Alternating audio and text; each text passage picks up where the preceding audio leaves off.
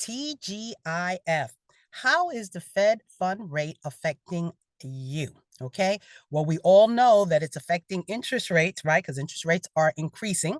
We also know that HELOCs, which are home equity lines of credit, that is also being affected. Our credit cards. Take a look at what your interest rates are now. I took a look at one of mine. I'm like, oh my gosh, it went up almost 5%. Okay. Now, how about used vehicles? Buying a car, right? It used to be 0% for those people who could qualify. And now that's also an increase in regards to purchasing that. And then the S&P, right? That is down almost 500 as well. So what does that actually mean to you? That means it's costing us more money, right, to buy what we have to do. And basically what the two critical purposes of the Federal Reserve is to maintain price stability, right? We're seeing some items go down, right? Because the cost of gas, I know I'm in San Diego, has gone down a little, but also maximizing employment. So that is the two critical purposes of the Federal Reserve, okay? AKA the feds, right? So they can actually add or deduct money from the banks. So if they want to add more money, right, it's like creating cash, right? So some people call it printing money.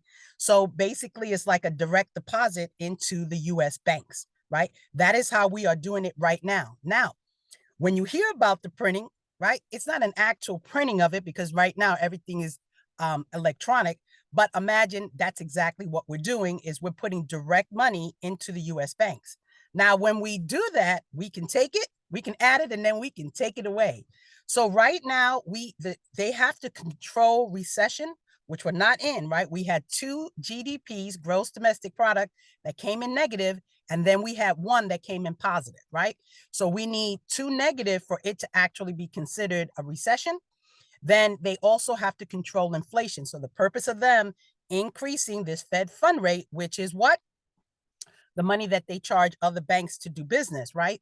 So it's a catch 22, as I mentioned before. It's a seesaw, right? Because we want the recession because we want interest rates to go down. We want prices to go down. But at the same time, when there's a recession, then that is going to change how many people are working, right? Because the purpose of inflation is that it's too high. So they're trying to control, they being the feds, trying to control inflation. But when we control inflation, then we have to manage it because then it goes into a recession. Okay. Now, I don't know if you know this, but the reserve requirement, right? FDIC, it tells you how much, well, the feds tell them, the banks, how much money they have to have in reserves, right? In order to maintain solvency, right?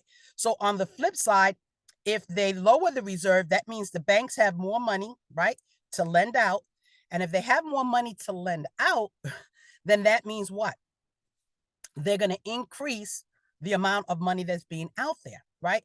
So in COVID, I don't know if you know that the FDIC was put down to zero. So the banks had all this extra cash so that they could actually be lending out. And hence we had over inflation, right? Because we're in 8% right now and they're trying to reduce it down to 2. So now, again, let's talk about this Fed fund rate because, again, if the banks don't have enough cash on hand at the end of the day, what do? Well, that means they have to either borrow money, right, in order to make up those reserves, right? So usually FDIC, you got to have 100,000. We're insured for $100,000 if you have that much money in the bank. Anything over that is not federally insured. I don't know if you knew that. Anyway, um, when the feds lower the Fed fund rate, right, that's when we were having a wonderful time, right? Because in March of 2020, it went down to 0%, right? 0 to 0.25. The goal right now for the feds is to increase it up to 4.125, right? So they increased the Fed fund rate 0.75. So we are at 3.75 for the Fed fund rate. So again, that is the rate that the banks charge each other to do business, which means it's going to cost us more money to get money from them. Okay. Now, how do the feds indirectly affect you? Well, employment, right? So the jobs report came out today. I was waiting for that to do this video. And basically, we got all of these extra jobs. However, we lost a major sector, which is like from the 40 to the 55, which is that's the part where you're really making a lot of money. So we lost jobs like 300,000 there. But overall, when you look at the numbers, we have 200 and something thousand of new jobs. But if you lose that sector, then the purchase power and the buying power, that's going to decrease, right? So that is employment. And that's where, when we're talking about, hey, we want the recession, but we don't want the recession, because that means then more companies are going to start laying off, slowing down the economy, things like that, right?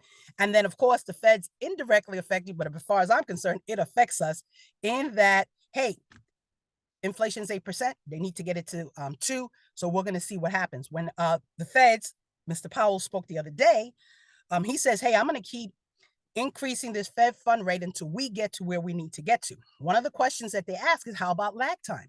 So they've increased it. This is the 6th time they've increased the Fed fund rate, but now we have to see the results. Now we're starting to see those results, and hopefully we'll see if they're going to, next month, are they going to increase the Fed fund rate 0.75%, 0.5%, or not? So we'll figure it out. They'll figure it out, and then we'll let you know how that's going to affect us. So MBS, mortgage-backed securities, 10-year treasury, and how it affects the mortgage rate. So this MBS, which is a mortgage-backed security, is at 5.5, right? You remember when that was at 2%, right? 1%, but now that is what we're at, which means interest rates have to be more than 5.5%, right?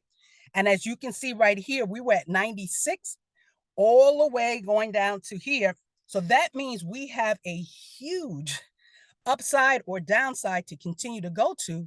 So once we continue to see how the Fed fund rate has affected our economy, then the Feds will decide on, are we going to raise the Fed fund another 0.75, 0.5, or keep it or not, so we can see what it actually is affecting us as an economy. Hopefully this was helpful for you. Let me know. Give me a call, 619-846-2675. Have a wonderful, wonderful Friday.